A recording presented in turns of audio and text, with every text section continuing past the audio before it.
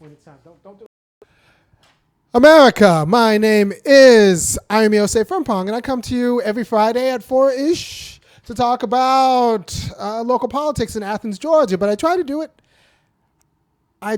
it in a way that actually isn't just about Athens, Georgia, but is about anywhere where there are black people with not a lot of money in community, surrounded by white people with a lot of money in the suburbs. And so that's a lot of places in the United States. I talk about Athens. I talk about problems in Athens, Georgia, but they could work for Columbia, South Carolina. They can work for St. Louis. They could work for Mobile. They could work pretty much anywhere where there's congregations of black people. Of Birmingham. Yeah. So I give you a local politics flair with kind of a global awareness. Right. So today we're going to talk about unfit teachers. And unfit teachers look like all sorts of things, because the biggest way you can be unfit, and especially if you teach at a school with large populations of black people, is that you can't teach what you don't know. Ken Dias said this. He's a local lawyer in town. He was right. Teachers can't teach what the teachers don't know. And the problem is we're dealing with a lot of honestly, we're dealing with a lot of self-satisfied white women, and you can't tell them that they don't know enough because they've gotten all A's. So we got the, we've gotten all we have classrooms full of, or like 50% black kids, and the teacher is going to be this suburban white woman who got all A's in her suburban school, and she doesn't know enough to teach these black kids because the problems are going to be different. And it comes out in different ways, but it's going to be a very important video. It's also going to be short. I just have 3 points I want to hit, and then I'm going to let you go. But before I do that, go ahead, Brother. Go ahead. Hit the beat. To the beat, y'all. Yeah. Sound good to me. Never change the ways for the world or the government. If I was the president, then I would state facts. You leave it up to me, I paint the White House black and I'm featuring your front. To the beat, y'all. And we are back, and people always say, Iron Man, you can't blame teachers. They care so much. See, I'm one of these guys who blames teachers. A lot of people are scared to blame teachers. I actually do blame teachers because they're professionals at their job. And even if they don't get paid enough, and I don't think they get paid enough, they still are professionals at their job. And people, especially when you're dealing with black kids who you just discipline, they always want to blame the kid. They say, well, this kid just makes bad choices. It's all about the kid's choices, and success is up to them, and they made better choices. The problem is the kid's a kid, number one. Two, let's stop pretending that this is all individual versus culture. Culture matters, and conservatives know this because once they're done blaming the kids, they have no problem blaming black parents. Right? So it's not just individual choices. We know it's not just individual choices because when a black kid's involved, we have no problem blaming the black parents, especially blaming black fathers. Black fathers are A-okay. I'm a black father myself, and I know a lot of black fathers. Black fathers do just fine, and there's data to back that up. But we know it's not just about individual choices because we don't live in an individual world. It's all about our interconnections and our social interactions. And a lot of people have made a lot of money by just confusing black people about what it is to be black in America and confusing Americans about what it is, like race in general. And for white people, we pay them, and black people, we punish them. So it can't just be about individual choices because we know enough to just blame parents. But parents aren't professionals. Parents became parents by having sex. So if we're looking for wisdom, you can look at the parents, but I want the teacher to actually be wise. Teacher can't do everything, but the teacher shouldn't be an agent of confusion. And I've had teachers who actually have no problem saying, well, it's all about the student's choices. And then I've had other teachers who say, like, well, it's all about the parents. Or it's either one or the other, right? So it's either about the individual, which, okay, it's their choices. I don't agree that that's the whole story. Or it's about the social interactions, in which case you are part of as a professional teacher, you are part of the social interactions. The parents is a big part, but honestly, I spent more time at school My parents worked, and my mom worked second shift, 3 to 11. I spent more time at school than I did like with my parents, and I read pretty well. But I also had a handful of good teachers, and that's why I can do what I do, and that's why they call me the funky academic, because I didn't do probably that well in school, but I took tests very well, so I did better in college and beyond. But it just goes to show that good teachers matters if you know your job. So what is the job? Right? What is the job? One, it's to not just blame students, because it's not just about individual choice. It's about the social construction through which they make their choices. And we got a lot of suburban white teachers who got to where they are by just doing everything that they're told. That doesn't work for black kids. If black kids do everything that they're told, they end up, well, people tell them conflicting things, so they have to make decisions. They end up broke or treating other black people like trash, because that's what we're told to do. And society needs us to be a little bit more malicious in that. But like, if I just did everything that I was told, and by folks in authority, I would not be a successful anything. And I don't think I'm the only one. So you have these white teachers who got where they are by doing what they were told, teaching black kids who need a little bit more wisdom than just obey, right? And the racial dynamic actually gets, I'm going to talk to you, audience, Negro to Negro. The racial dynamic actually gets a little bit more complicated than that, insofar as I'm constantly surprised, and I teach at UGA with a lot of like suburban white kids. I'm constantly surprised how many parents really just expect to marry their daughter off. And so they expect the daughter to get good schools, to get good grades, and then maybe go to college. But ultimately, they expect her to have some man who's going to take care of her.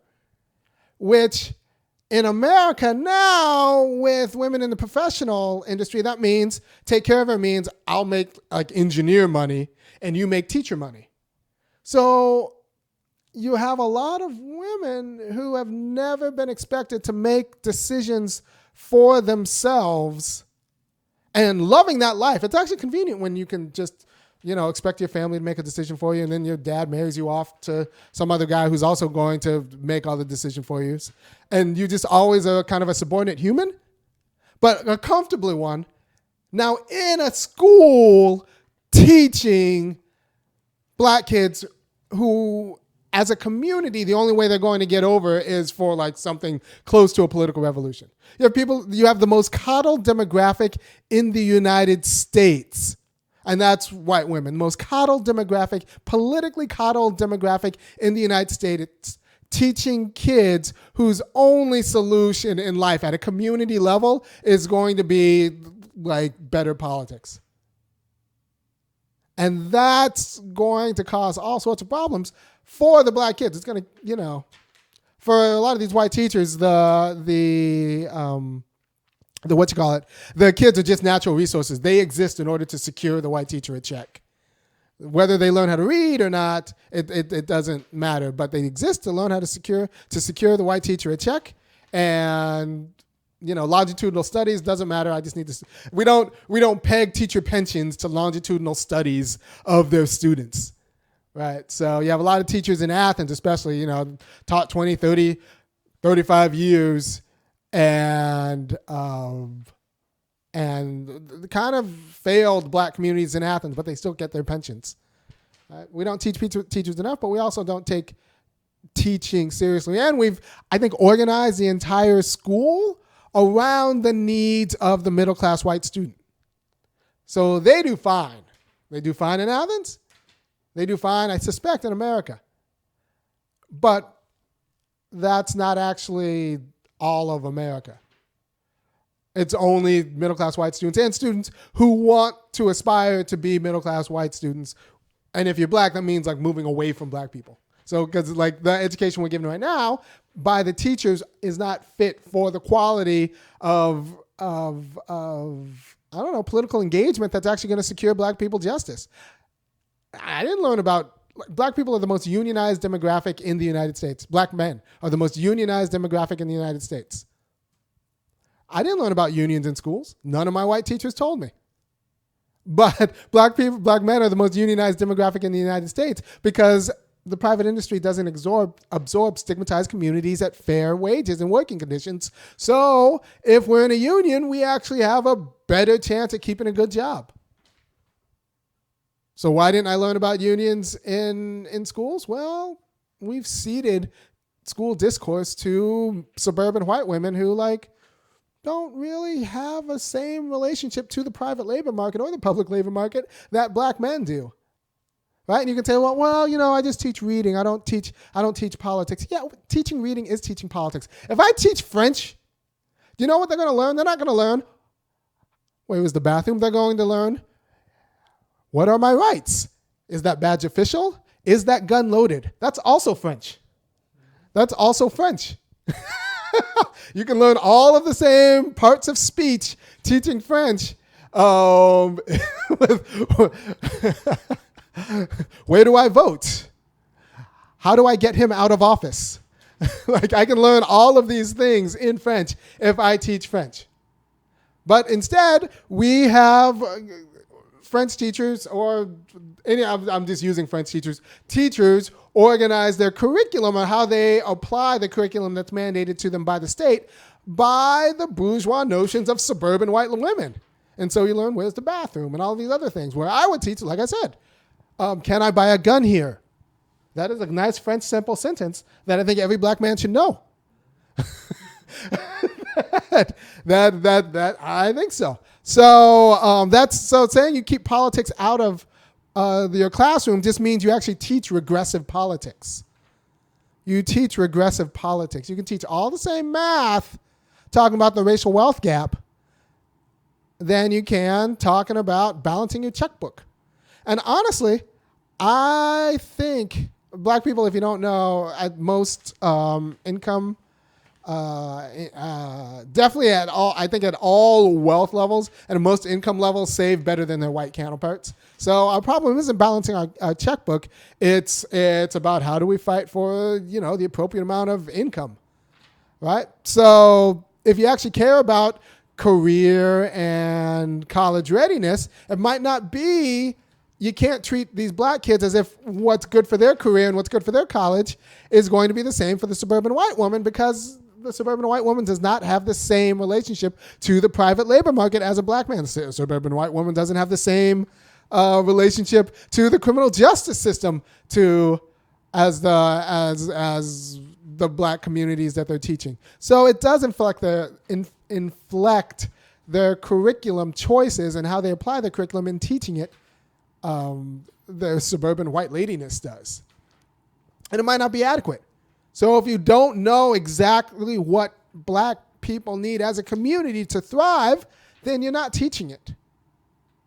What you're teaching these black kids as if they were suburban white women. And suburban white women are not the most self-reflective group. They pretty much go to therapy to talk about themselves because they're the only people that they actually see as people and their pain. And I told them they're the second, and I'm talking about suburban white women a lot because you can't really talk about education without talking about the culture that surrounds education. And public education in the United States, is dominated by suburban white women in positions of power, and to set the discourse.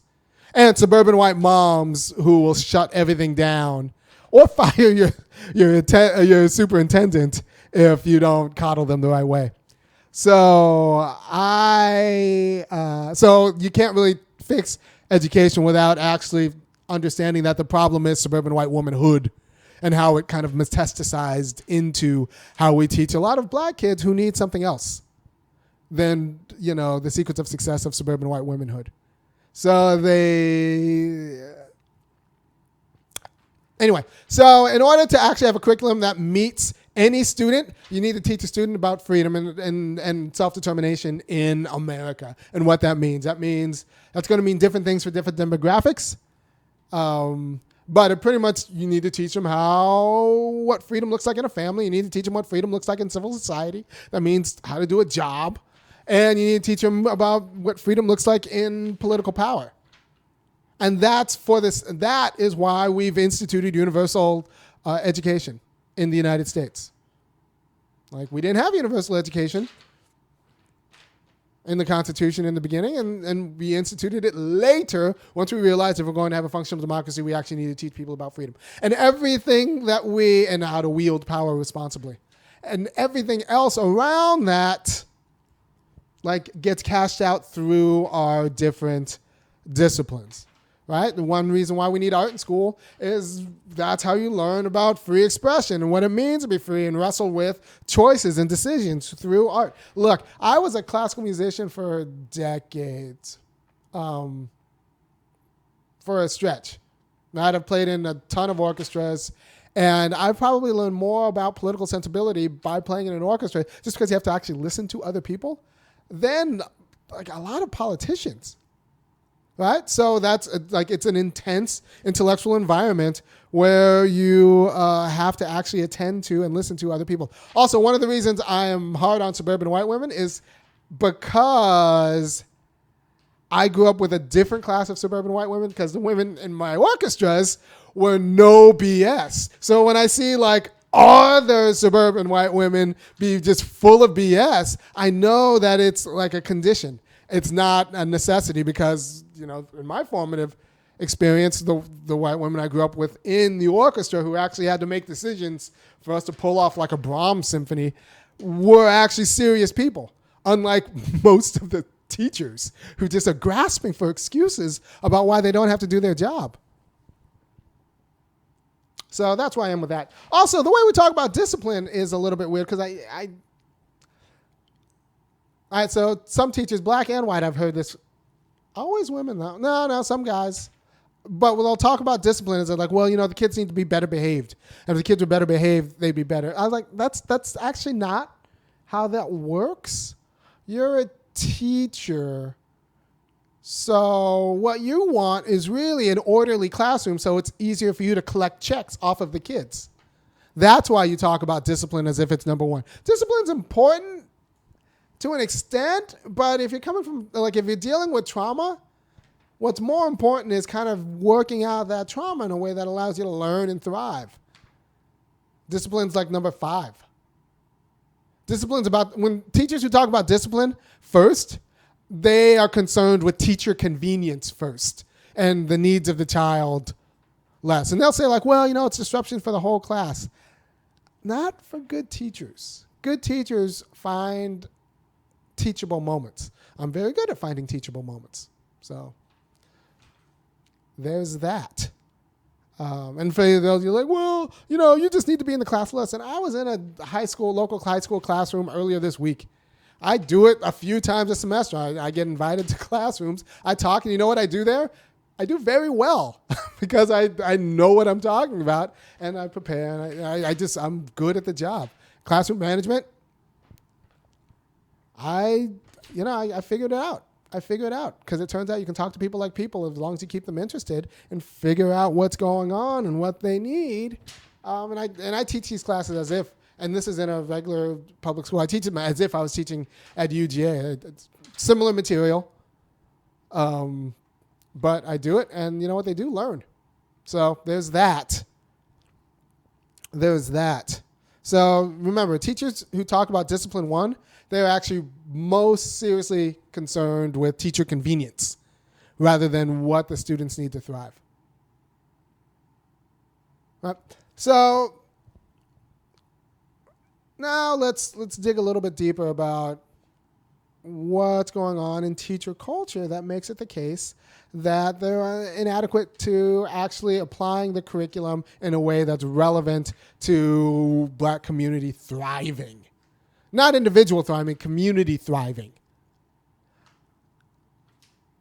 We have a class so if black communities' problems are political, stemming from Jim Crow onward, then we need teachers with a political sensibility. However, we have the most coddled demographic in the United States. And I didn't say the most successful demographic. I said the most coddled one. Right? They have higher life expectancies than white men and lower incarceration rates than white men. So, but like slightly lower pay than white men, way more pay than black men and black women. But white women might not be the most successful demographic in the United States, but they are the most coddled insofar as other people take bullets for them. Other people take bullets for them. That's what I mean, the most coddled. And nobody grows up. It's funny because, I underestimate how many of my students at UGA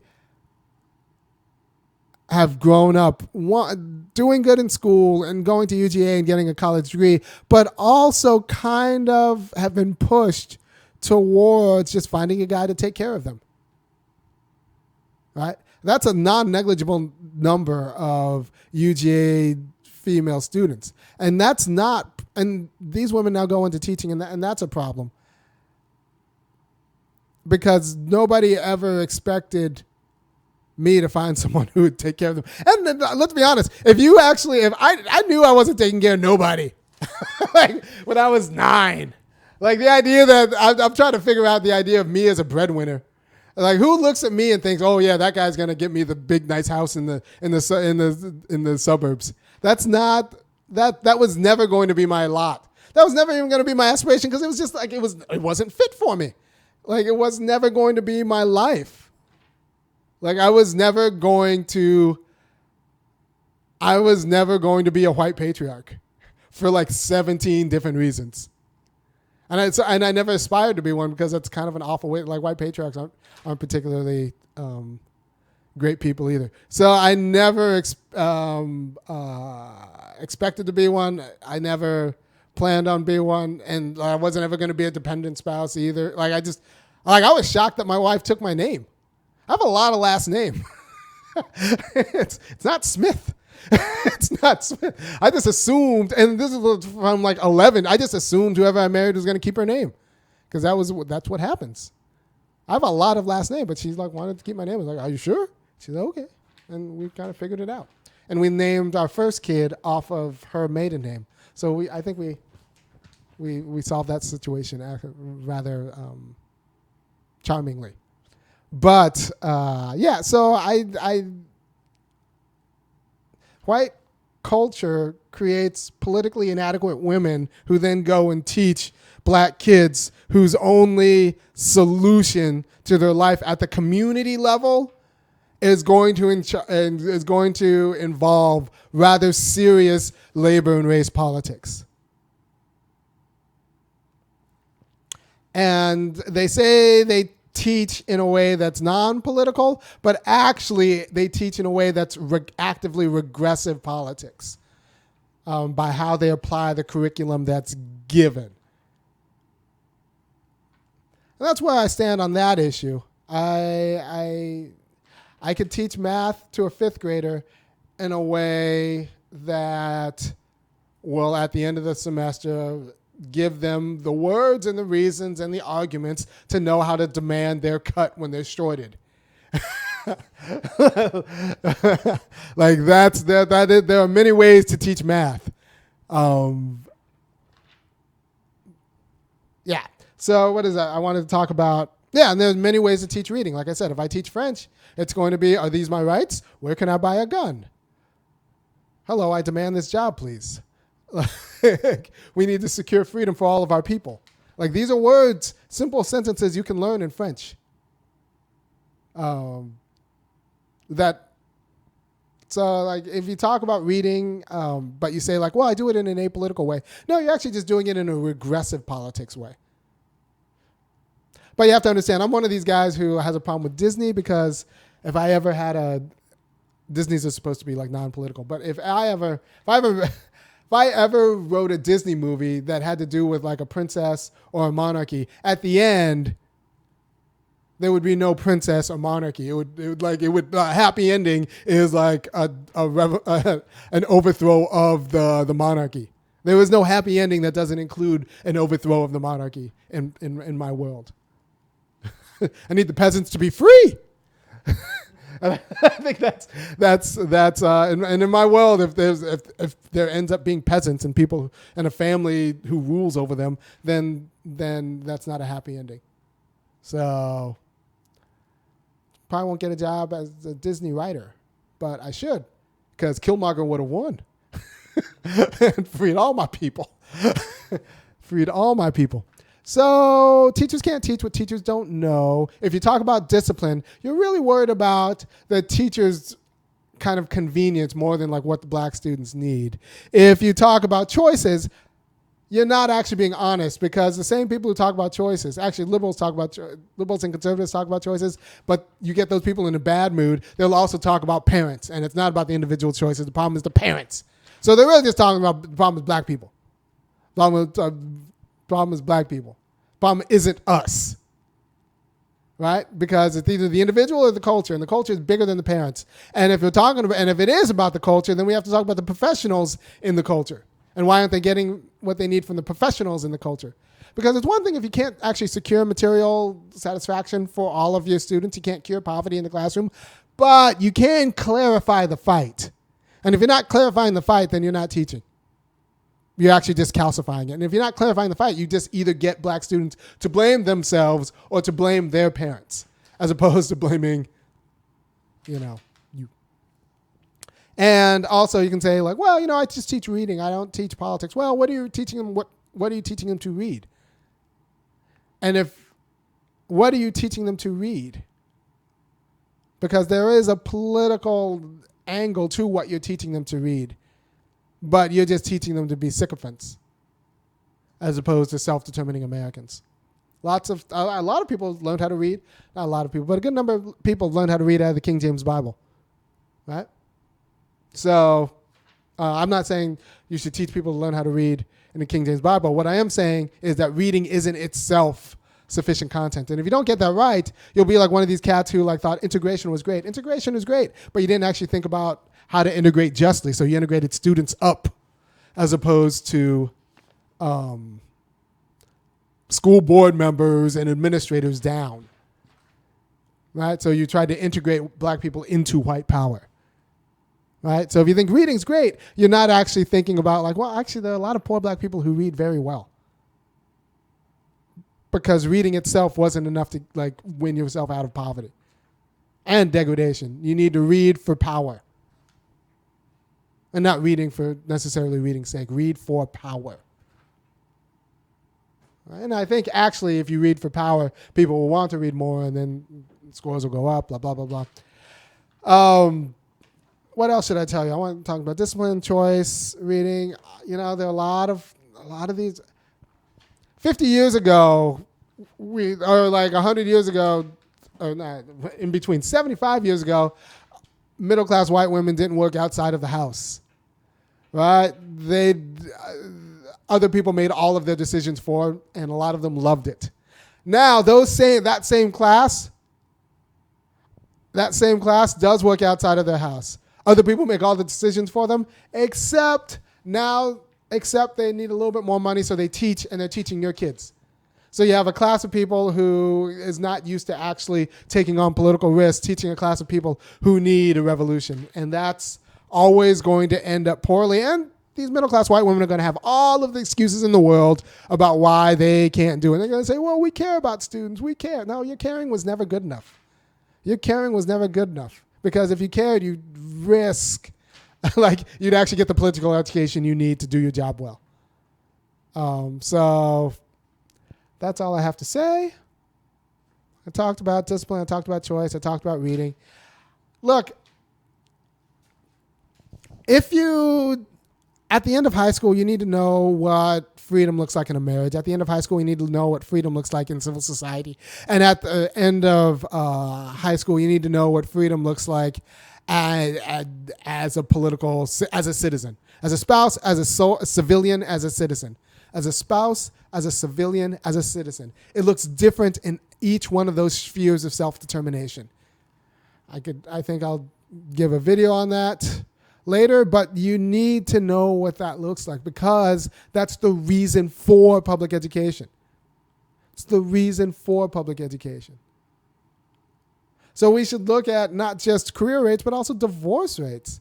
And you can't actually, I know that the white teachers don't know what they're doing, not because the divorce rates are as high, but because the only thing that's holding their marriages together is money and inheritances. Money and inheritances. I have no small, I suspect, I don't know how you would test this, but I suspect Black single parents are just so much better than white single parents for a variety of reasons. But but I do know for a fact that the only thing that holds together a lot of white marriages is money. And if they had to deal with a fraction of the stress, like, things would get thrown and divorces would happen. So there's that.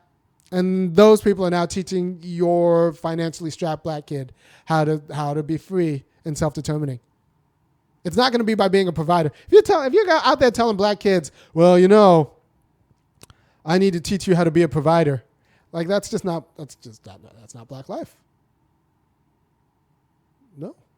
And if you're teaching black women that they need to marry a provider, that's probably why you got the 70% divorce rate. like my mom straight up admits now that she divorced my dad because she was hopped up on propaganda during the 80s. And now my dad's dead. She's like, yeah, I don't actually remember him doing anything that bad, because he didn't. He was just a black guy. You had white people feeding you through media what a marriage should be, and that's just not going to end well for black guys. So you need to learn self-determination in marriage. You need to learn self-determination in civil society, which means you need to learn skills. Civil society is the voluntary organizations, including like labor organizations. But you also need to learn skills, including like labor organizing, because your status in civil society isn't just as a slave or worker. It's actually a self-determining worker, which means someone who has say in their living condition, in their work conditions. So either you get that by owning your own business, or you get that by being a union employee, or you get that by being the cousin of the owner. But you need to learn what self-determination in civil society looks like. And you need to learn, political self-determination.